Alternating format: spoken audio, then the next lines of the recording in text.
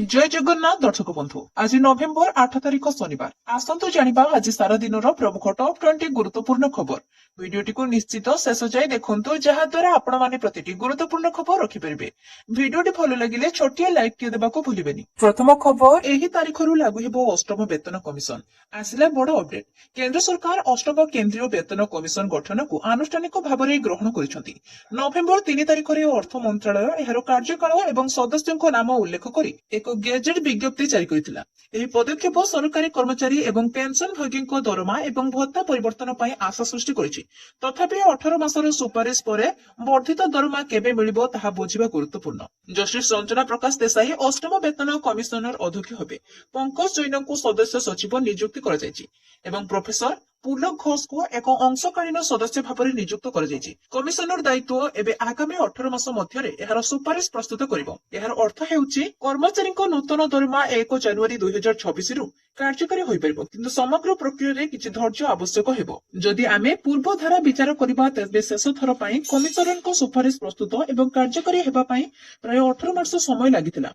यार अर्थ हेउछि जे 2026 रे नूतन दरमा एवं भत्ता कार्यकारी हेबा परे मध्य कर्मचारी पकेट रे संपूर्ण भाबरे पहुंचिबा पई समय लागिबो। विशेषज्ञଙ୍କ मतरे प्रथम नूतन दरमार संपूर्ण लाभ केवल 2028 सुद्धा देखा जाई पारे। परवर्ती खबर पीतबास पंडा हत्या मामला अभियुक्त विक्रम पंडाको विपक्ष रे ओकालतनामा दाखल कले 209 जन वकील।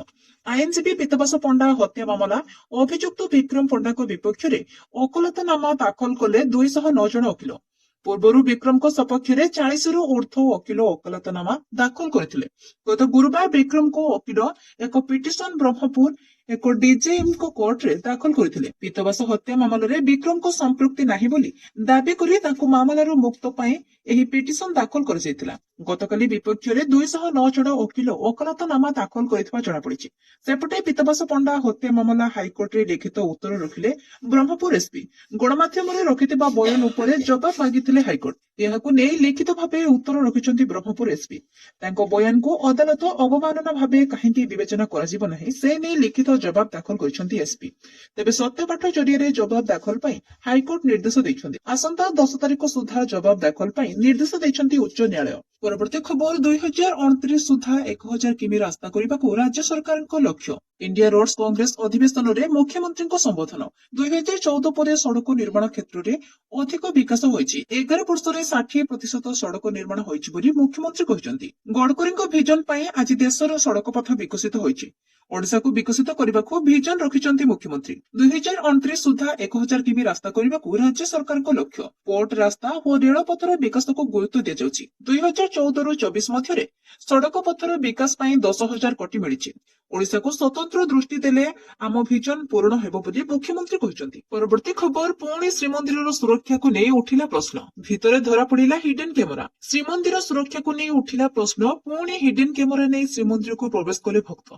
चषमारे हिडन कैमेरा पिंधि भितर को प्रवेश करथिबा जणे भक्त श्रीमंदिर जगमोहन धरा पड़िछन्ति। तांको नाम भरत पांड्या।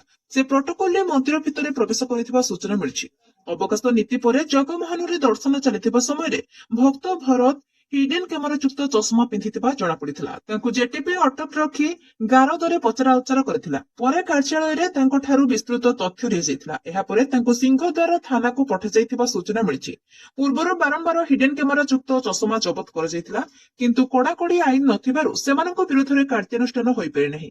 बारंबार एभଳି घटना देखिबाकू मिलिछि पुरी श्रीमंदिर रे। तेबे प्रश्न उठुछि एते जण हिडन कैमेरा सह धरा पड़िबा परे मध्य काहेकि कड़ाकड़ी भाबे कार्यानुष्ठान निया जाउ नाही। परवर्ती खबर नवीन को रोड शो। स्नेहाग्नि छुरिया को आशीर्वाद करंतु शंख चिन्ह रे भोट दियंतु। नुआपड़ा उपनिर्वाचन प्रचार मैदान रे बीजेडी सुप्रीमो नवीन पटनायक खोरियार रोड रे नवीन को रोड शो स्वतंत्र बस रे प्रचार करुछंती नवीन। सेठरे तांको भव्य स्वागत जणाइथिले नेता और कर्मी। बीजेडी प्रार्थी स्नेहाग्नि छुरिया को पई मागुछंती भोट। नवीन को रोड शो रे प्रबल जनसमागम देखिबाकू मिलिछि। स्नेहाग्नि छुरिया को आशीर्वाद करंतु शंख चिन्ह रे भोट दियंतु बोली नवीन नुआपड़ावासी को अपील करिसंती। ଅନ୍ୟପଟେ ଗତକାଲି ବିଜେଡି ସୁପ୍ରିମୋ ନବୀନ ପଟ୍ଟନାୟକ ହେଲିକପ୍ଟରକୁ ଭୁବନେଶ୍ୱର ବିମାନ ବନ୍ଦରରେ 1.5 ଘଣ୍ଟା ଧରି ମିଳିନଥିଲା କ୍ଲିୟରାନ୍ସ। 1.5 ଘଣ୍ଟା ବିଳମ୍ବରେ ଭୁବନେଶ୍ୱର ବିମାନ ବନ୍ଦରରୁ ଛାଡିଥିଲା ନବୀନଙ୍କ ହେଲିକପ୍ଟର। ଗତକାଲି ସକାଳ 9:45ରେ ବିମାନ ବନ୍ଦରରେ ପହଞ୍ଚିଥିଲେ ନବୀନ। 11:30ରେ ଖରିଆନ ରୋଡ ହେଲିପ୍ୟାଡରେ ପହଞ୍ଚିଥିଲେ ନବୀନ। ମାତ୍ର ବିଳମ୍ବରେ କ୍ଲିୟରାନ୍ସ ମିଳିବା ଯୋଗୁଁ ଖରିଆର ରୋଡରେ ପହଞ୍ଚିବା ବିଳମ୍ବ ହୋଇଥିଲା। କାହିଁକି ନିର୍ଦ୍ଧାରିତ ସମୟ ଅନୁସାରେ କ୍ଲିୟରାନ୍ସ ମିଳିଲାନି ତାକୁ ନେଇ ଉଠିଛି ପ୍ରଶ୍ନ। ବିଜେପି ନିଜ କ୍ଷମତାର ଅପବ୍ୟବହାର କରୁଛି, ନିର୍ବାଚନ ଜିତିବା ପାଇଁ ସବୁ କଳା କୌଶଳ କରି ଆମକୁ ଅଟକାଇବାକୁ ଚେଷ୍ଟା କରୁଛି। ହେଲେ ଲୋକେ ନବୀନ ବାବୁଙ୍କ ପାଇଁ ଯେତେ ଡେରି ହେଲେ ବି ଆଗ୍ରହର ସହ ଅପେକ୍ଷା କରିଛନ୍ତି ବୋଲି ନୂଆପଡା ବିଜେଡି ପ୍ରାର୍ଥୀ ସ୍ନେହାଗ୍ନି ଛୁରିଆ କହିଛନ୍ତି। ନବୀନଙ୍କ ପ୍ରତି ଶ୍ରଦ୍ଧା ଓ ବିଶ୍ୱାସ ପାଇଁ ଲୋକେ ଆଜି ଏକତ୍ରିତ, କାରଣ ସେ ଯାହା କହିଛନ୍ତି ତାହା କରିଛନ୍ତି ବୋଲି ବିଜେଡି ବିଧାୟକ ଗଣେଶ୍ୱର ବେହେରା କହିଛନ୍ତି। ପରବର୍ତ୍ତୀ ଖବର, ଏସ୍ଆଇ ପରୀକ୍ଷା କେଳେଙ୍କାରୀ ଘଟଣା, ଅଭିଯୁକ୍ତର ହେବ ମିଛଧରା ପରୀକ୍ଷା। ଏସ୍ଆଇ ପରୀକ୍ଷା କେଳେଙ୍କାରୀ ମାମଲାରେ ତଦନ୍ତ ଯେତିକି ଆଗକୁ ବଢୁଛି ସେତିକି ନୂଆ ନୂଆ ତଥ୍ୟ ସାମ୍ନାକୁ ଆସୁଛି। ଏହି ଘଟଣାର ମୁଖ୍ୟ ଅଭିଯୁକ୍ତ ଶଙ୍କର ପୃଷ୍ଟିର ଏବେ ମିଛଧରା ପରୀକ୍ଷା କରାଯିବ। କ୍ରାଇମବ୍ରାଞ୍ଚ ପକ୍ଷରୁ ଏଥିପାଇଁ ପ୍ରସ୍ତୁତି ଆରମ୍ଭ ହୋଇଛି। ଏଥିସହ ସିଲିକନ ଟେକ୍ ମାଲିକ ସୁରେଶ ନାୟକଙ୍କର ମଧ୍ୟ ଲାଏ ଡିଟେକ୍ସନ ଟେଷ୍ଟ କରାଯିବା ନେଇ ସୂଚନା ମିଳିଛି। କ୍ରାଇମବ୍ରାଞ୍ଚ ଅଧିକାରୀମାନେ ଅଭିଯୁକ୍ତମାନଙ୍କୁ ଜେରା କରୁଥିବା ବେଳେ ସେମାନେ ସନ୍ତୋଷଜନକ ଉତ୍ତର ଦେଉନଥିବା ଜଣାପଡିଛି। ତେଣୁ ଏହି ପରୀକ୍ଷା ଦ୍ୱାରା ଅଧିକ ତଥ୍ୟ ହାସଲ କରିବାକୁ କ୍ରାଇମବ୍ରାଞ୍ଚ ଲକ୍ଷ୍ୟ ରଖିଛି। ଶଙ୍କର ପୃଷ୍ଟି ଏବଂ ସୁରେଶ ନାୟକଙ୍କୁ ଜେରା କରିବା ସମୟରେ ଅନେକ ଗୁରୁତ୍ୱପୂର୍ଣ୍ଣ ପ୍ରଶ୍ନ ପଚରାଯାଇଥିଲା, ହେଲେ ସେମାନେ ସିଧାସଳଖ ଉତ୍ତର ଦେବାକୁ କୁଣ୍ଠାବୋଧ କରୁଛନ୍ତି। ଏହି କେଳେଙ୍କାରୀରେ ଆଉ କେଉଁମାନେ ସମ୍ପୃକ୍ତ ଅଛନ୍ତି, ଟଙ୍କା କାରବାର କିପରି ହୋଇଛି ଏବଂ ଏହାର ଚେର କେତେ ଦୂର ଲମ୍ବିଛି ତାହା ଜାଣିବାକୁ କ୍ରାଇମବ୍ରାଞ୍ଚ ଚେଷ୍ଟା କରୁଛି। ମିଛଧରା ପରୀକ୍ଷା ପରେ ଘଟଣାର ପର୍ଦ୍ଦାଫାଶ ହେବ ବୋଲି ଆଶା କରାଯାଉଛି। ଏହି କେଳେଙ୍କାରୀମାନଙ୍କୁ ନେଇ ସାରା ରାଜ୍ୟରେ ଚର୍ଚ୍ଚା ଲାଗି ରହିଛି ଏବଂ ଅଭିଯୁକ୍ତମାନଙ୍କ ବିରୋଧରେ କଠୋର କାର୍ଯ୍ୟାନୁଷ୍ଠାନ ଦାବି କରାଯାଇଛି। ପରବର୍ତ୍ତୀ ଖବର, ଆସୁଛି ଡବଲ ଲଘୁଚାପ 14 ଓ 19 ତାରିଖରେ ହେବା ସମ୍ଭାବନା। ଆସୁଛି ଡବଲ ଲଘୁଚାପ, ଗୋଟିଏ ଲୋ ପ୍ରେସର 14 ତାରିଖରେ, ଅନ୍ୟଟି 19 ତାରିଖରେ ହେବା ସମ୍ଭାବନା ରହିଛି। ଏନେଇ ପୂର୍ବାନୁମାନ କରିଛି ପାଣିପାଗ ବିଭାଗ। ବାତ୍ୟା ମନ୍ଥା ପ୍ରଭାବରେ ବର୍ତ୍ତମାନ ପୂର୍ବ କେନ୍ଦ୍ରୀୟ ଏବଂ ତତ୍ ସଂଲଗ୍ନ ଉତ୍ତର ପୂର୍ବ ବଙ୍ଗୋପସାଗରରେ ଏକ ଘୂର୍ଣ୍ଣିବଳୟ ସକ୍ରିୟ ରହିଛି। ଏହା 12 ତାରିଖରେ ଦକ୍ଷିଣ ପୂର୍ବ ବଙ୍ଗୋପସାଗରରେ ପହଞ୍ଚିବ। ସେପଟେ ଟାଇଫୁନ କାଲାମାଇଗିରି, ଯାହା ଫିଲିପାଇନ୍ସ ପ୍ରଭାବିତ କରିବ, ତାହାର ଅବଶିଷ୍ଟାଂଶ ବଙ୍ଗୋପସାଗରରେ ଆଣ୍ଡାମାନ ସାଗର ଅଞ୍ଚଳକୁ ଅଗ୍ରସର ହେବ। ଏହି ଦୁଇ ଘୂର୍ଣ୍ଣିବଳୟ 12 ତାରିଖରେ ଦକ୍ଷିଣ ପୂର୍ବ ଏବଂ ତତ୍ ସଂଲଗ୍ନ ପୂର୍ବ କେନ୍ଦ୍ରୀୟ ବଙ୍ଗୋପସାଗରରେ ଲୀନ ହେବେ, ଯାହା ପ୍ରଭାବରେ 14 ତାରିଖରେ ଦକ୍ଷିଣ ପଶ୍ଚିମ ବଙ୍ଗୋପସାଗରରେ ଏକ ଲଘୁଚାପ କ୍ଷେତ୍ର ସୃଷ୍ଟି ହେବା ସମ୍ଭାବନା ରହିଛି। ତେବେ ଲଘୁଚାପ ପ୍ରଭାବରେ ରାଜ୍ୟରେ ବର୍ଷା ହେବ କି ନାହିଁ ତାହା ଜଣାପଡିନାହିଁ। ଅନ୍ୟପଟେ 19 ତାରିଖ ଆଡକୁ ଆଉ ଏକ ଲଘୁଚାପ ସମ୍ଭାବନା ରହିଛି। ଘୂର୍ଣ୍ଣିବଳୟ ପ୍ରଭାବରେ ଦକ୍ଷିଣ ଆଣ୍ଡାମାନରେ ଲୋ ପ୍ରେସର ନେଇ ପୂର୍ବାନୁମାନ କରିଛି ପାଣିପାଗ ବିଭାଗ। ତେବେ ଏହି ଲଘୁଚାପ ଉପରେ ନଜର ରହିଛି। ସେପଟେ ରାଜ୍ୟକୁ ଫେରୁଛି ଶୀତ। 14 ତାରିଖରୁ 20 ତାରିଖ ମଧ୍ୟରେ ରାଜ୍ୟରେ ଶୀତ ଲହରୀ ଅନୁଭୂତ ହେବ। ପରବର୍ତ୍ତୀ ଖବର, ଦର୍ଶକଙ୍କ ମନ ମୋହୁଛି ଐତିହାସିକ କଟକ ବାଲିଯାତ୍ରା 2025। ଦର୍ଶକଙ୍କ ମନ ମୋହୁଛି ଐତିହାସିକ କଟକ ବାଲିଯାତ୍ରା 2025। ଆଲୋକ ମେଳାରେ ଗଛଗୁଡିକୁ ସୁସଜ୍ଜିତ କରାଯାଇଛି। ପୁରା ମେଳାକୁ ବିଭିନ୍ନ ରଙ୍ଗ ଲାଇଟରେ ସଜାଯାଇଛି। ଜନସମାଗମରେ ଭର୍ତ୍ତି ଏହି ମେଳା। ଦୂର ଦୂରାନ୍ତରରୁ ଆସି ବୁଲି ଯାଉଛନ୍ତି ଲୋକେ। ବାଲିଯାତ୍ରାରେ ଡ୍ରାଗନ, ଡଙ୍ଗା ଦୋଳି ଭଳି ଭିନ୍ନ ଭିନ୍ନ ଦୋଳି ପଡିଛି, ଯେଉଁଠି ପିଲାଠୁ ବଡ ସମସ୍ତେ ମନ ଭରି ଦୋଳି ଖେଳିପାରିବେ। ବହୁ ସିନେରୀ, ଜଳପରୀ, ସୋଲାର ସିଷ୍ଟମକୁ ସବୁ 3Dରେ ଦେଖି ଖୁସି ହେଉଛନ୍ତି ଉପଭୋଗକାରୀ। ଏହା ଛଡା ରୋବୋଟିକ ଏନିମାଲ ୱାର୍ଲଡ ଷ୍ଟଲ ପଡିଛି, ଯାହାକି ପ୍ରଥମେ ପଞ୍ଜାବରେ ଏହି ଷ୍ଟଲ ପଡିଥିଲା, ତାପରେ ଏବେ କଟକରେ ପଡିଛି। ଏହି ମେଳାରେ ରୋବୋଟିକ ପଶୁମାନଙ୍କୁ ଦେଖିବାକୁ ମିଳିବ। ବାଘ, ସିଂହ, ବିଭିନ୍ନ ବନ୍ୟଜନ୍ତୁ, ଡାଇନୋସରକୁ ମଧ୍ୟ ଦେଖିପାରିବେ। ଏହାକୁ ସମ୍ପୂର୍ଣ୍ଣ 3D ଭଳି ସେଟିଂ କରାଯାଇଛି। ପରବର୍ତ୍ତୀ ଖବର, ଓଡିଶାରେ ବଡ ଘୋଷଣା କଲେ କେନ୍ଦ୍ରମନ୍ତ୍ରୀ ନୀତିନ ଗଡକରୀ। ଭୁବନେଶ୍ୱର ସ୍ଥିତ ଜନତା ମଇଦାନରେ 84ତମ ରୋଡ କଂଗ୍ରେସ ସମାବେଶ ଗତକାଲି ଉଦ୍ଘାଟିତ ହୋଇଯାଇଛି। ମୁଖ୍ୟ ଅତିଥି ଭାବେ କେନ୍ଦ୍ର ପରିବହନ ମନ୍ତ୍ରୀ ନୀତିନ ଗଡକରୀ ଯୋଗଦେଇ ଏହାର ଶୁଭାରମ୍ଭ କରିଛନ୍ତି। ଏହି ସମୟରେ ନୀତିନ ଗଡକରୀ ବଡ ଘୋଷଣା କରି କହିଛନ୍ତି, ଓଡିଶା ସମେତ କିଛି ରାଜ୍ୟରେ ହାଇଡ୍ରୋଜେନ ଗାଡି ଚାଲିବ। ପାଇଲଟ ପ୍ରୋଜେକ୍ଟରେ ଓଡିଶା ସମେତ କିଛି ରାଜ୍ୟରେ ଚାଲିବ। ହାଇଡ୍ରୋଜେନ ଆମେ ପ୍ରସ୍ତୁତ କରୁଛୁ, ଏହା ହେଉଛି ଭବିଷ୍ୟତ। ଦେଶର ଚାଷୀ କେବଳ ଅନ୍ନଦାତା ନୁହନ୍ତି, ଇନ୍ଧନଦାତା ମଧ୍ୟ। ଏବେ ଚାଷୀ ଇଥାନଲ ପ୍ରସ୍ତୁତ କରୁଛି, ନଡା ଓ ବାଉଁଶରୁ ଇନ୍ଧନ ପ୍ରସ୍ତୁତ ହେଉଛି। ଏହାକୁ ଓଡିଶା ସରକାର ପ୍ରୋତ୍ସାହନ କରିବା ଉଚିତ ବୋଲି ଗଡକରୀ କହିଛନ୍ତି। ରୋଡ୍ସ କଂଗ୍ରେସ ସମାବେଶରେ କେନ୍ଦ୍ରମନ୍ତ୍ରୀ ସମ୍ବୋଧନ କରି କହିଛନ୍ତି, ପ୍ରଧାନମନ୍ତ୍ରୀ ମୋଦିଙ୍କ ନେତୃତ୍ୱରେ ଦେଶରେ ସଡକ ନିର୍ମାଣରେ ଦ୍ରୁତ ବିକାଶ ହୋଇଛି। ବିଭାଗ ପାଖରେ 15 ଲକ୍ଷ କୋଟି ଟଙ୍କା ପଡି ରହିଛି। ଅର୍ଥର କୌଣସି ଅଭାବ ନାହିଁ। ମୁଖ୍ୟ ସମସ୍ୟା ହେଉଛି ଖର୍ଚ୍ଚ କରିବା। ଅର୍ଥ ଖର୍ଚ୍ଚ କରିବାକୁ ହେଲେ ସକାରାତ୍ମକ ଚିନ୍ତା ଓ ଟ୍ରାନ୍ସପରେନ୍ସି ଆବଶ୍ୟକ। ଏଥିସହ ଶୀଘ୍ର ନିଷ୍ପତ୍ତି ନେବା ଦରକାର। ଯାହା ବି ନିଷ୍ପତ୍ତି ନିଅନ୍ତୁ ଶୀଘ୍ର ଶୀଘ୍ର ନିଅନ୍ତୁ, ସଚୋଟ ବି ହେବା ଦରକାର, ଶୀଘ୍ର ନିଷ୍ପତ୍ତି ମଧ୍ୟ ନେବା ଆବଶ୍ୟକ। ଦେଶକୁ ଆଗକୁ ନେବାକୁ ହେଲେ ଏସବୁ ଆବଶ୍ୟକ ବୋଲି ଗଡକରୀ କହିଛନ୍ତି। ପରବର୍ତ୍ତୀ ଖବର, ମାଓବାଦୀଙ୍କ ଅସ୍ତ୍ରଶସ୍ତ୍ର ତିଆରି କାରଖାନା ଧ୍ୱଂସ କଲେ ସୁରକ୍ଷାକର୍ମୀ। ମାଲକାନଗିରି ଛତିଶଗଡ଼ ସୀମାନ୍ତ ସୁକୁମା ଜିଲ୍ଲାରେ ମାଓବାଦୀଙ୍କ ଏକ ଅସ୍ତ୍ରଶସ୍ତ୍ର ତିଆରି କାରଖାନାକୁ ଧ୍ୱଂସ କରିଛନ୍ତି ସୁରକ୍ଷାକର୍ମୀ। ମାଓବାଦୀଙ୍କ ଅସ୍ତ୍ର କାରଖାନାରୁ 17ଟି ରାଇଫଲ, ବିପୁଳ ପରିମାଣର ବିସ୍ଫୋରକ ସାମଗ୍ରୀ ଏବଂ ଅସ୍ତ୍ରଶସ୍ତ୍ର ନିର୍ମାଣ ଉପକରଣ ଉଦ୍ଧାର କରାଯାଇଛି। ସୁରକ୍ଷାକର୍ମୀଙ୍କୁ କ୍ଷତି ପହଞ୍ଚାଇବା ଲାଗି ମାଓବାଦୀମାନେ କରୁଥିଲେ ବଡ଼ ଯୋଜନା। ଡିଆର୍ଜି ଯବାନମାନେ ଅପରେସନ କରି ଏହାକୁ ପଣ୍ଡ କରିଛନ୍ତି। ଅନେକ ହାର୍ଡକୋର ମାଓବାଦୀ ଆତ୍ମସମର୍ପଣ କରିବା ପରେ ମାଓ ସଂଗଠନକୁ ଶକ୍ତ ଝଟକା ଲାଗିଛି। ମାଓ ସଂଗଠନ ମୁଣ୍ଡ ଟେକିବା ସହ ଏକ ବଡ଼ ହିଂସାକାଣ୍ଡର ଯୋଜନା କରୁଥିଲେ ବୋଲି ସୁକୁମା ଏସପି କିରଣ ଚୌହାନ କହିଛନ୍ତି। ପରବର୍ତ୍ତୀ ଖବର, ବାଲିଯାତ୍ରାରେ ଓଡିଆ ବହି ମାଗଣା ବଣ୍ଟାକୁ ନେଇ ବିବାଦ। ଡିଜିଟାଲ ଯୁଗରେ ଓଡିଆ କ୍ଲାସିକ ପୁସ୍ତକର ପ୍ରଚାର ପ୍ରସାର ପାଇଁ କଟକ ଜିଲ୍ଲା ପ୍ରଶାସନ ପକ୍ଷରୁ ଚଳିତ ବର୍ଷ ବାଲିଯାତ୍ରାରେ ମାଗଣାରେ ବହି ବଣ୍ଟନ ପାଇଁ ଯେଉଁ ଯୋଜନା କରାଯାଇଥିଲା, ଯାହା ଏବେ ବିବାଦ ଘେରରେ ଫସିଯାଇଛି। ବହୁ ପ୍ରକାଶକ ଜିଏସଟି ପ୍ରମାଣପତ୍ର ଏବଂ ସମୟାନୁବର୍ତ୍ତୀ ବିତରଣ କାର୍ଯ୍ୟସୂଚୀ ସମ୍ବନ୍ଧୀୟ ସମସ୍ୟା ଦର୍ଶାଇ ଟେଣ୍ଡର ପ୍ରକ୍ରିୟାକୁ ଓହରି ଯିବାରୁ ଏହି ଯୋଜନା ସଫଳ ହୋଇପାରି ନାହିଁ। ଫକୀର ମୋହନ ସେନାପତି, ମନୋଜ ଦାସଙ୍କ ଭଳି ବିଶିଷ୍ଟ ଲେଖକମାନଙ୍କର 25ଟି କ୍ଲାସିକ ଓଡିଆ ବହିର ମୋଟ 75,000 କପି କିଣାଯାଇ ମାଗଣାରେ ବଣ୍ଟନ କରିବାକୁ ପ୍ରଶାସନ ଯୋଜନା କରିଥିଲା।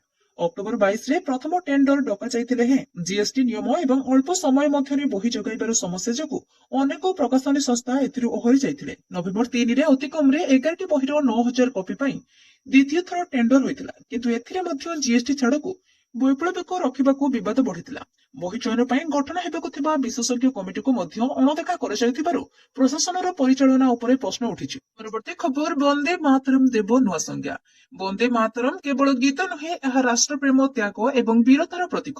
ବଙ୍କିମ ଚନ୍ଦ୍ର ଚଟ୍ଟୋପାଧ୍ୟାୟଙ୍କ ଆନନ୍ଦମଠ ଉପନ୍ୟାସରୁ ଜନ୍ମ ନେଇଥିବା ଏହି ଗୀତ ସ୍ୱାଧୀନତା ସଂଗ୍ରାମ ସମୟରେ ଦେଶବାସୀଙ୍କ ମନରେ ଜାଗୃତି, ଉତ୍ସାହ ଓ ବୈପ୍ଳବିକ ମନୋଭାବ ଆଣିଦେଇଥିଲା ବୋଲି ମୁଖ୍ୟମନ୍ତ୍ରୀ ମୋହନ ଚରଣ ମାଝୀ ଗତକାଲି ଲୋକସଭା ଭବନରେ ଆୟୋଜିତ ରାଜ୍ୟସ୍ତରୀୟ ରାଷ୍ଟ୍ରଗୀତ ବନ୍ଦେ ମାତରମ୍ର 150ତମ କାର୍ଯ୍ୟକ୍ରମର ଉଦ୍ଘାଟନ ଅବସରରେ କହିଛନ୍ତି।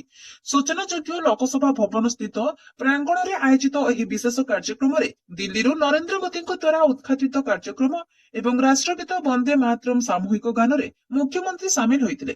ମୁଖ୍ୟମନ୍ତ୍ରୀ ଅଭିଭାଷଣରେ କହିଥିଲେ, ଏହି ଗୀତର ଲୋକପ୍ରିୟତା ଓ ପ୍ରଭାବକୁ ଦେଖି ବ୍ରିଟିଶ ଶାସକମାନେ ବନ୍ଦେ ମାତରମ୍କୁ ବ୍ୟାନ୍ କରିଦେଇଥିଲେ, ଯାହା ଏହି ଗୀତର ଶକ୍ତିର ସ୍ପଷ୍ଟ ପ୍ରମାଣ। ପରବର୍ତ୍ତୀ ଖବର, କଳିଙ୍ଗ ଘାଟିରେ ଯାତ୍ରୀବାହୀ ବସ୍ ଦୁର୍ଘଟଣା, ଜଣେ ମହିଳା ଯାତ୍ରୀ ମୃତ। କନ୍ଧମାଳ ଜିଲ୍ଲା ଘୁମୁସର ଉଦୟଗିରି ନିକଟ କଳିଙ୍ଗ ଘାଟିରେ ଗତକାଲି ଭୋର ସକାଳୁ ଏକ ଯାତ୍ରୀବାହୀ ବସ୍ ଦୁର୍ଘଟଣାଗ୍ରସ୍ତ ହୋଇଛି। ଏହି ଦୁର୍ଘଟଣାରେ ଜଣେ ଯାତ୍ରୀଙ୍କର ମୃତ୍ୟୁ ଘଟିଥିବା ବେଳେ ଅନ୍ୟ 10 ଜଣ ଯାତ୍ରୀ ଆହତ ହୋଇଛନ୍ତି। ଆହତମାନଙ୍କୁ ଉଦ୍ଧାର କରାଯାଇ ଡାକ୍ତରଖାନାରେ ଭର୍ତ୍ତି କରାଯାଇଛି।